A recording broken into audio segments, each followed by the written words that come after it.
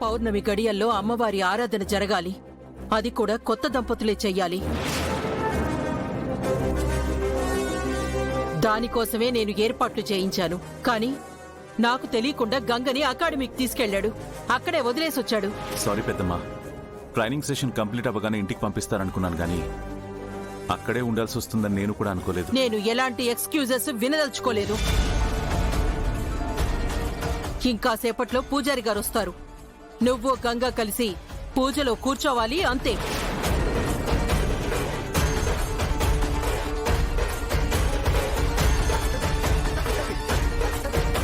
అంత మొండిగా వాదిస్తావేంటి Shakuntala?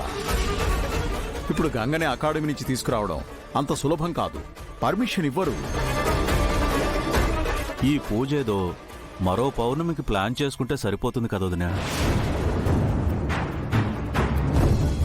Yes sister, all sudden not possible కదా. అంటే అది ఈ పౌర్ణమి పుష్కరానికి ఒకసారి వచ్చే చాలా అరుదైన పౌర్ణమి అంట. అందుకే అత్తయ్య గారు అంత పర్టికులర్గా ఉన్నారు. మీరు కూడా అమ్మకే సపోర్ట్ చేస్తున్నారా? పరిస్థితి అర్థమవుతుందా మీకు? ఇప్పటికిప్పుడంటే గంగ ఎలా వస్తుంది? అదే నిజమే. సర్లేండి అత్తయ్య గారు, ఇక ఈ పూజ గురించి వదిలేయండి. జరగాలని రాసి పెట్టలేదు, అంతే. చాలా ఆపండి.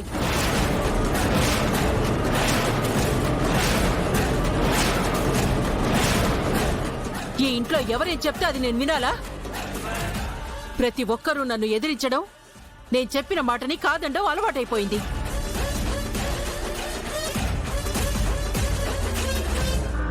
దీనికంటే కూడా నీకీ ఇంట్లో ఏ విలువ లేదు, నీ మాట జరగదు, ఇంత తిని ఓ మూలన పడుండని చెప్పొచ్చు కదా. అలాగే పడుంటాను.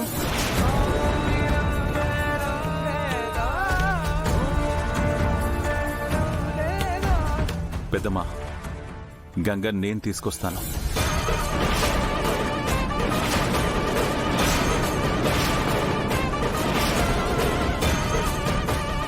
మీరనుకునే విధంగానే పూజ జరిపిద్దాం.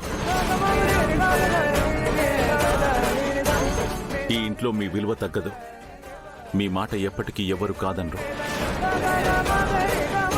అన్నయ్య, అకాడమీలో ప్రాబ్లం అవుతుందేమో, ఒకసారి ఆలోచించు. ఆలోచించడానికి ఏమీ లేదు. పూజ పూర్తయ్యాక నేనే తిరిగి గంగను పంపిస్తాను. నాకు పూజ జరగడం ముఖ్యం, అంతే. థ్యాంక్ యూ పెద్దమ్మా, నేను ఇప్పుడే వెళ్ళి తీసుకొస్తాను.